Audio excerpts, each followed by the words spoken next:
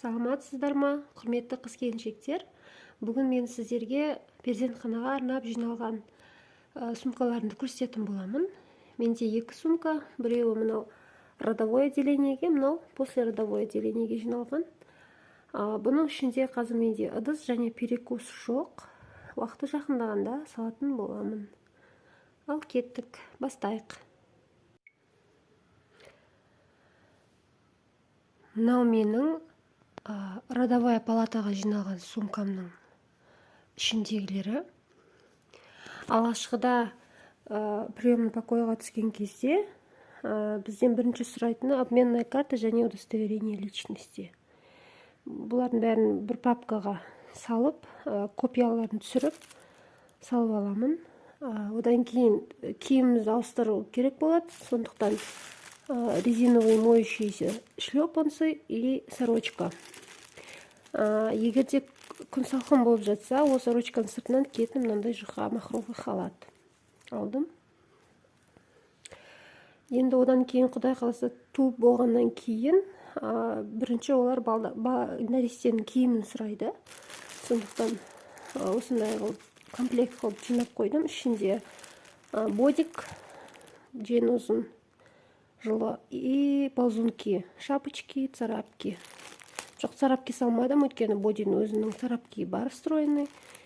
И мынандай бір подгузник салдым. Және де екі мынандай пеленка.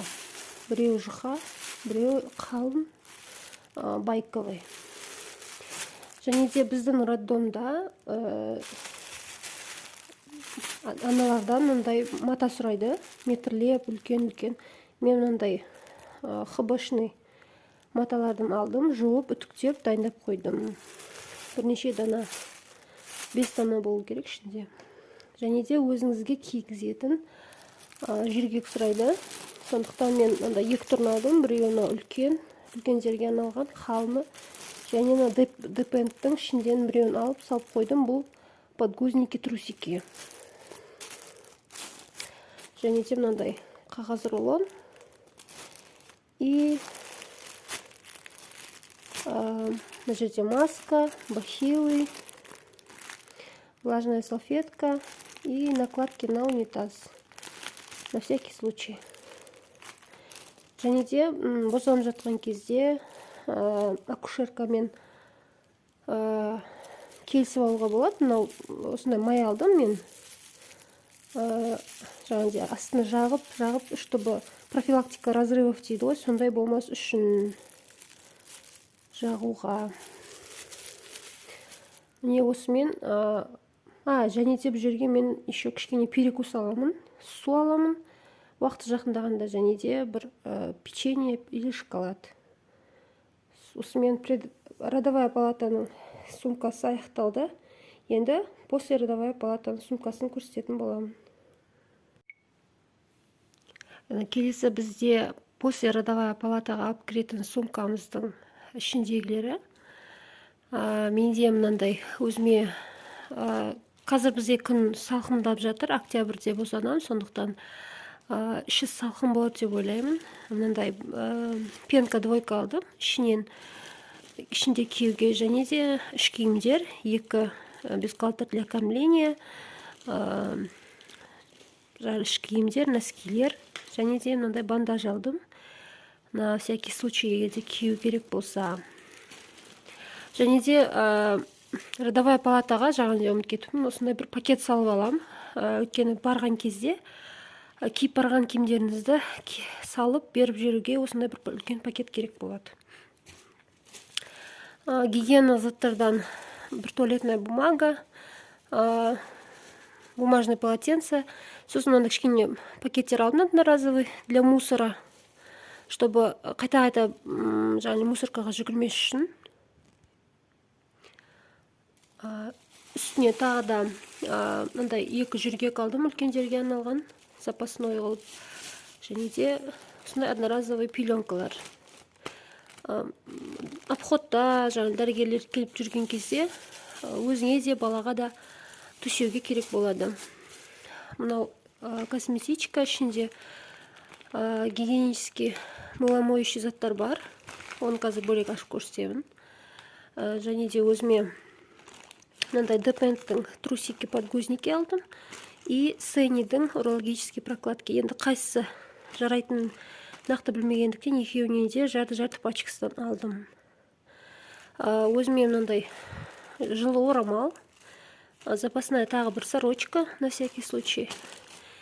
И блокнот, наушники. Кішкентай нәрестеге тағы да осындай 2 пеленка алдым. Бір жұқа, бір қалын, байковый. Бір пачка жүргек, хаггис, бір деген 5 килограммға дейінгі балдарға арналған. Және де осындай киімдерден бірнешеуін алдым, комплект қылып. Мына жерде слипик, носочки и шапочка. Слипиктің өзінің стройный царапкасы болғаннан кейін царапкаларды ешқайсысын алмадым. Мына жерде слипиктің жылысы, жоқ, мына жерде двойка, распашонка, ползунки и шапочка. Мынау жылы слипик на флисе и тоже пеленочка.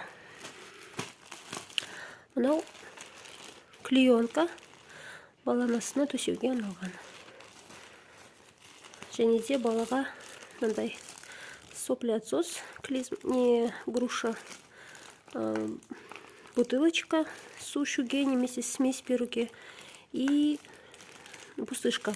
Бұлардың бәрін жуып, стерилизовать етіп салып қойғам.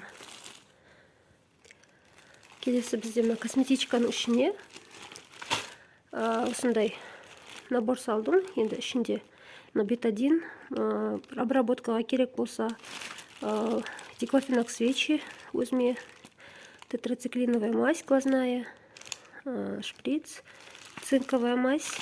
Цинковая мазь ол маған кішкентай балаға подгузник астын жағуына керек. Және баланың бұты кішкене апрелый болып кетеді. Анау неде памперстің ішінде, сол кезде сонысын жақсы көмектеседі. Өте арзан, және де қымбат бепантендерге қарағанда өте эффективный. Өзімнің алдыңғы 2 баламны осын қолданғам үнемі. Және де осындай маскадан бірнеше штук салдым. Мына жерде ватные диски, ватные палочки и накладки на грудь одноразовые. Неге бюстгальтердің ішіне киюге бірнеше штугын алдым, пачкасын алған жоқпын. Өйткені роддомда сразу сүт келеді деп айтпаймын. Өйткені на 3-4 сутки уже үйге шыққан кезде сүт жақсы келеді. Мына жерде влажные салфетки балаға да маған да қолдануға. Зубная паста, щетка, детское мыло и мынандай антисептическое мыло дегтярное для подмывания өзіме.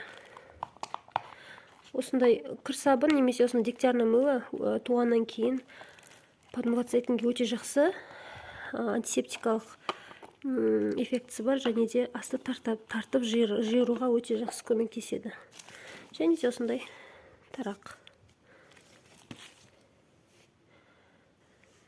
Мен кішкентай баланы емізетін кезде омыраудың ұшына ешқандай май қолданбаймын, мазь дейді ғой, жақпа май қолданбаймын, аптечный.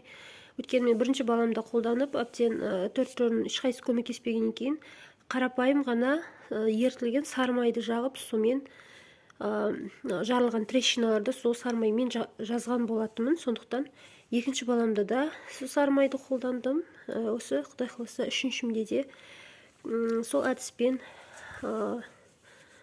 жазылып кетеді деген ойдамын. Барлықтарыңызға рахмет. Сау болыңыздар.